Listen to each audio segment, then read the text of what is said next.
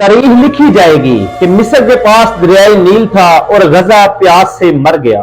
तारीख लिखी जाएगी, हाँ तारीख लिखी जाएगी कि सऊदी अरब और अरब अमारात के पास तेल के समुंदर थे और गजा की अस्पतालों और एम्बुलेंस के लिए ईंधन नहीं था। हाँ, तारीख लिखी जाएगी कि तुर्की और बहरीन इसराइल के साथ तेल सप्लाई की तजारत करते थे, लेकिन यह भी लिखा जाएगा कि एक दुनिया की नंबर 1 फौज थी और एटमी ताकत भी थी, वो भी किसी काम ना आ सकी।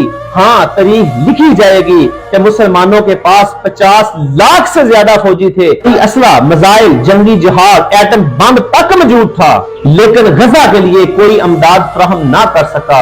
हाँ, याद तारीख लिखी जाएगी कि 57 इस्लामी मुल्क थे, 2 अरब मुसलमान थे और 70 लाख यहूदी बदबख्तों ने मुसलमानों की बच्चियों और माओ बहनों की इज्जतों को लूटा, उनको जुल्म और बर्बरियत का शिकार बनाया, उनका कत्ले आम किया। लेकिन 2 अरब लोग जो है ना, वो दुआएं कर रहे थे उन 70 लाख यहूदियों के खिलाफ कि या अल्लाह इन इसराइल वाले यहूदियों को निस्तो नबूद कर। लेकिन तारीख लिखी जाएगी कि इन 2 अरब मुसलमानों में से 1 करोड़ भी जिहाद के लिए ना जा सका।